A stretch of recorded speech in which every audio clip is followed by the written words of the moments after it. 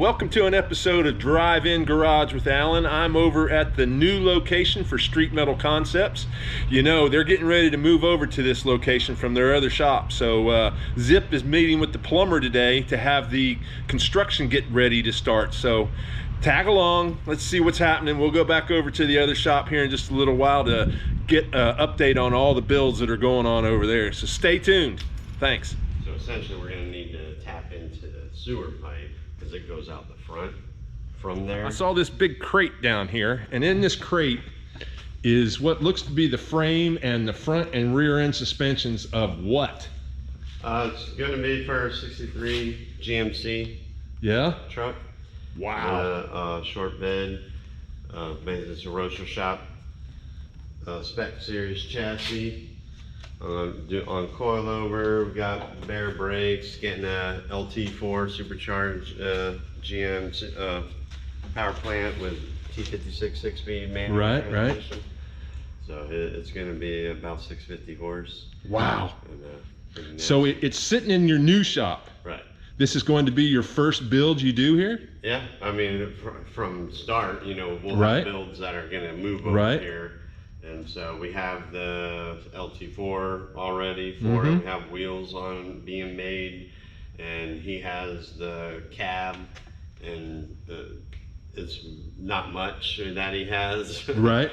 But he's got a lot of parts and stuff, and cab fenders, you know, for support, and some bed parts, because he bought for the donor body, he bought it was a long bed truck. So we're not using the bed sides. It had brand new bed sides, but we're not using those. We're getting short bed.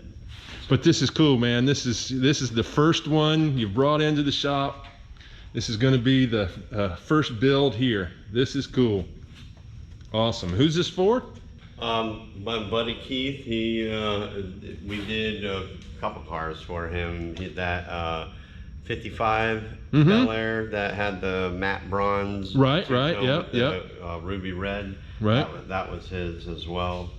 And awesome. He sold it, and that was the Meekum car, right? Right. Awesome. And so now we're doing this one. He likes getting something super special and cool and ripping on it for a while, and then he sells it and gets something else. Right. Well, awesome, Zip. Thank you so much. I appreciate it, buddy. Absolutely. Thank you, sir. Thank you. Yep. All right. There's Eric down in the 64. I know it's a 64 Chevrolet Impala. Eric down in here tweaking on something. Putting dome lights. Dome lights, huh? Yeah.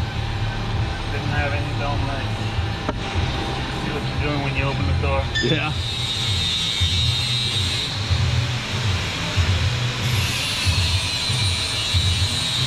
This is how they do things, folks. Make it out of cardboard first. Make sure it's going to fit right. Alright, so what we did is we took our 67 Camaro bumper that we had, and we had a spare one that we had taken off. We cut some ends off to extend here. We flipped it over so it's upside down from its original form. We went ahead and added some extension brackets to the OEM mounts that they made for it, and then we're building the subframe to help mount to the chassis. All right.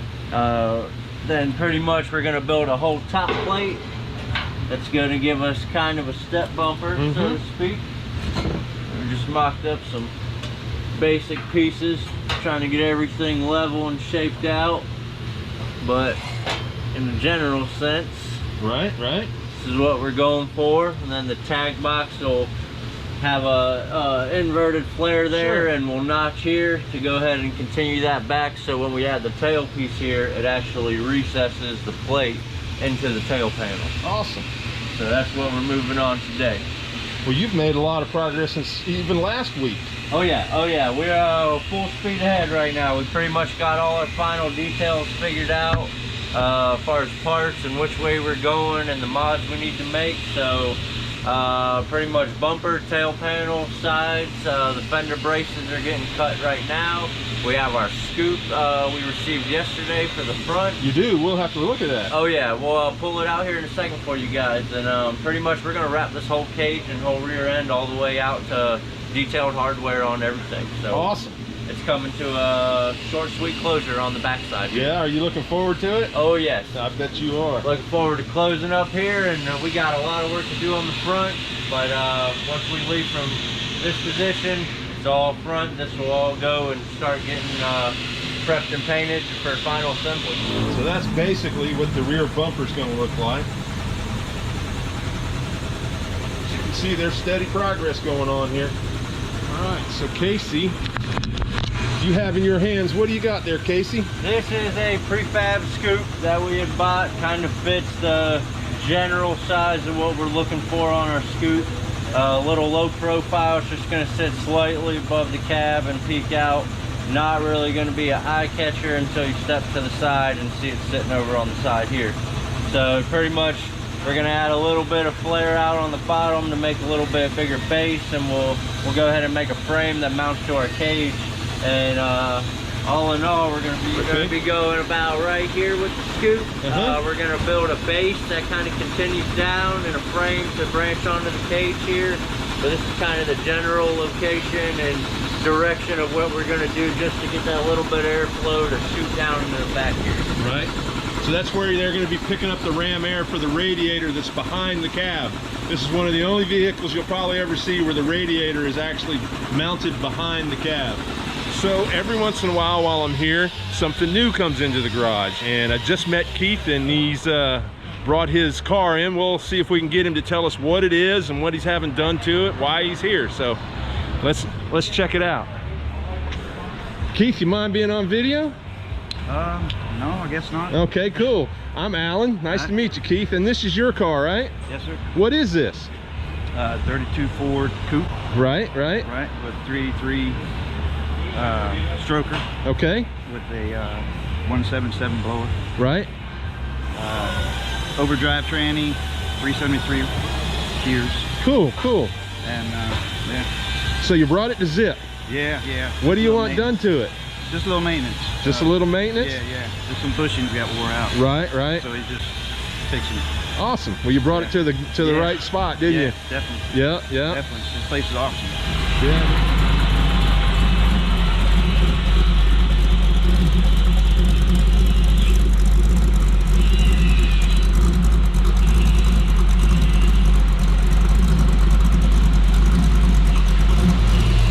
So this is what an LS3 looks like stuffed into the front end of an International Scout. Wow. That's pretty, Dom. Thank you. That is pretty. Fits in there pretty good. Yes, it does. So, got a minute? Tell me where you're at with it. It's in, obviously. All the mounts are in. I had to modify the cross member to fit the drive shaft and the transfer case and a couple other things. Right. Change the spark plug end wires. It's all wired. It's all ready to go. I got to mount the transmission controller and just a couple other things here and there.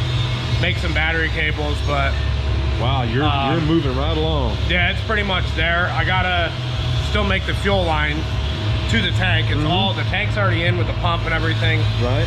I just gotta attach the fuel lines to it, so to speak, and then put the radiator in there, figure out the hoses. But I mean, theoretically, it could start today. Wow. If it wasn't for the coolant hoses and all that other stuff. So as you can see with the frame rail, the traditional Hummer mounts to this bracket right here. This used to just go straight to the Hummer frame. So what we had to do is we had to make an extension to come out to meet these, to make it so that it looks correct and it's completely level. What I had to do is I took a template, of course, took a bunch of measurements in a template, and I wanted to make these things as complete and strong as possible. I don't want you to step on this and then this thing bows down, or something hits something under here, because it, of course, is a four-wheel drive vehicle. Don't know what the customer's going to do with it if he takes it off-road. So what I wanted to do is I want to make these as nice and strong as possible. This is 3/16 plate. That what I did was I measured, kind of mocked this up to where I would assume that it would be kind of went through all the steps to make sure it looked right. And then what I did was I took my measurements, put them on a sheet of steel, cut this out. And what I did was I made it so that not only are you getting this for strength, but there's actually a cap on top that will actually, so it kind of cups the frame. Right. So when we weld, it's completely sealed. This is going to be open. Of course, I'm going to chop it down a little bit so it's a little bit more up. But, so this is going to be completely open. The top's going to be sealed, so you can actually reach back here and put a wrench up and take the bolts off. Right. So, And you made 2 of them. yeah, So this one's been cut down already. that one has been cut down. Yeah. That's why it's kind of flushed in. Right. So as you can see there, how he was saying, now you can get your wrench up in there, but it has a cap on it up top, so you're not getting anything up in there. Yeah. So it's not, I mean, 3/16 is to that point where our brake is kind of doesn't like it. So of course I have to score. All these plates have been scored, bent, and then I re-welded it so that, and then I smoothed it out so you'll never even tell that it's a plate. Right. I had to, now this mount is different than this mount, and of course here's your motor. There's your motor on it. So your motor goes on the back mount, but I had to make a pocket for the motor because it was hitting this mount. So I made a pocket, bent it in, welded it up, so that all that's going to be completely welded. This one right here, I had to have an extension to go up because on the Hummer frame, I'm sure that the frame tapers up to a point. Yeah.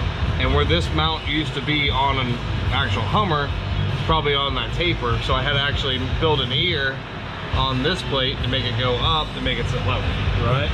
So everything was kind of like, I mean, you can see my tacks, kind of had to cut my tacks, look at things, figure stuff out, take them back up, weld them up there, or tack them up there, figure out where it is. So then what I did was yesterday, I got all these mounts put on, and I ran the steps through their motions to make sure there's no binding, because on these All steps, the clearances were right and everything. I had to make sure all the clearances are right. These steps are kind of fidgety when it comes down to fighting each other, because of course this is your only drive motor. So this one right here just follows whatever this one does. Right.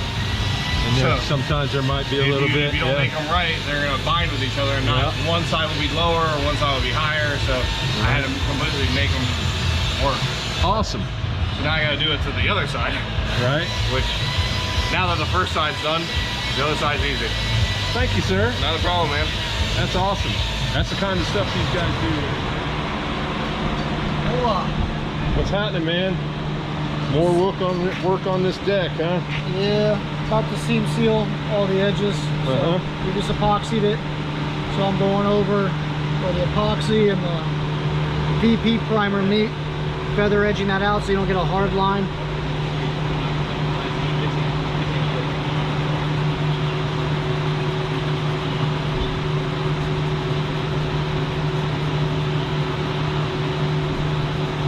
One finger worker today.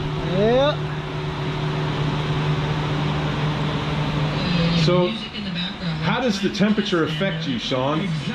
I mean, starting out in the morning it's 75 degrees and by the afternoon it's 95. How does that affect you? Yeah, you just gotta adjust. You gotta go slower reducers, slower hardeners, and I shoot the panel with my temperature gun. And, optimum painting temperature is like 75. That's where everybody wants to be. Like if you're alive or if you're metal, right? I shoot the stuff on my Vapid paint and it says 95. So I gotta compensate for that, and I got a little chart. It tells you the different speed reducers for the different temperatures. Right. So you just move to hotter and hotter. And you just gotta play. You gotta give it more time, less time. You gotta be on your toes. It's not just going in there like you go and buy a can of Krylon at home and spray it. There's thousands of variables, right? And if anyone has tried to use a spray can and it's super humid, you'll see what we deal with right there. It'll flush. It'll trap the humidity in it. So if you use with just right, you'll see that rattle can black. You'll see that blush to it, yeah. When it's 100 degrees and you spray it, looks fine, come back 2 minutes later, it's all hazy white. Right. That's because the humidity is trapped in there, so that's because it dries too fast. So that same thing happens to car paint to a certain extent. So you have to use slower and slower hardeners and reducers to let everything come out of it before it hardens up. Wow. Thank you, sir. Always a wealth of information.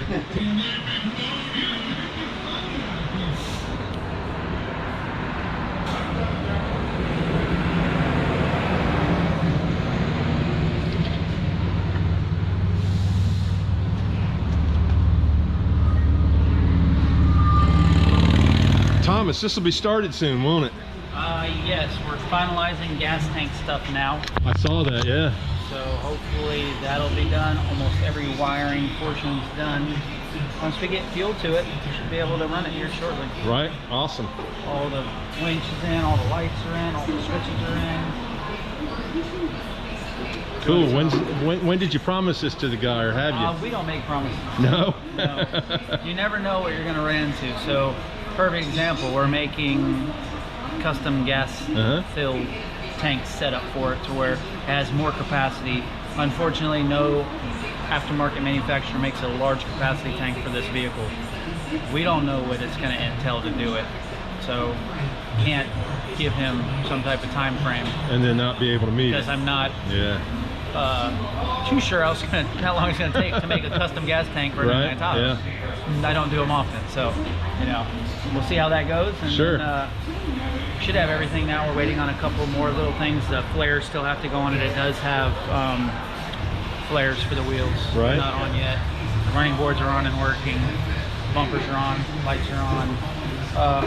So it'll be running, going through all of the dual battery setup. So there's a switch to run one battery to two. Yeah, we talked about that There's last battery week. cutoff switches we're adding now, so we'll have a cutoff switch for each battery, so he can just, if he's not driving it, he can kill power. Right. More of a theft deterrent. That way, you have to physically get into the truck, pop the hood, come in, and do some stuff to get to it. But we're getting there. Yeah, it's cool, man. I like that blacked out look on it. Yeah, we even ordered these rough country lights. Are pretty nice. You can get a blackout series, and the inside diffuser is black. Oh, so really? most of the time you can get them, the diffuser's chrome on the inside, so this whole area is chrome. We're like, oh, it's all black truck, let's try their blackout series. It's a pretty nice looking light. Yeah. We did that with the pods as well, and the flush mounts and the rear bumpers. They're all done the same. Well, this thing will be, you'll be able to light up the countryside with this. It's bright. We made a little custom switch panel on the inside. Still got the inside apart, we're still working on it. Right. So we made this custom pod here that does the rear lights, the LED light bar, and the spotlights. So these switches, when you activate them, these turn green. And when you turn your headlights on, these turn green to let you know what they are at night, so you can turn them off. We lengthened. This is the winch controller plug. So it's Bluetooth wireless. So if it's not working wirelessly or the battery dies, you can plug it in here. You have this entire run to be able to use it wired, or you can do it wireless. So we'll tuck this up. So what a great idea, yeah. Use it wired, so that's plenty. So that'll be all loomed up nice. Right. And we'll get that cleaned up. This activates the solenoid for the dual batteries, and then this is the daytime runner lights, which are here. Cool. So we're working on that. We also added heated mirrors with the heated mirror feature. This truck did not have it, so we had to wire that in. Yeah. Little stuff now, but it's getting there.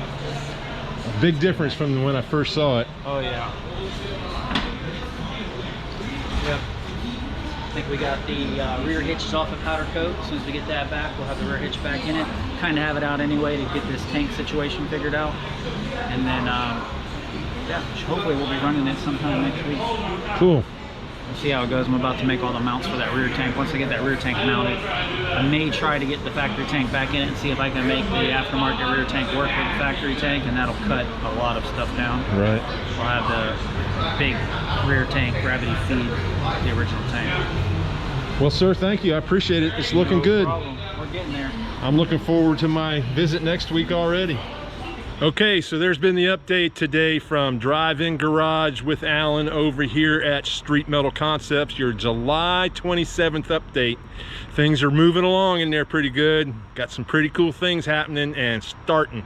So please do me a favor if you can. Down there in the corner is the little subscribe button to keep up with all the updates that are going on here in this really cool car garage. Click it, and if you can, do me a favor, just subscribe to the channel, and if you can, go ahead and share it on your, maybe your Facebook, or share it on your, just share it on your YouTube channel. I sure would appreciate it. Thanks for watching. Bye now.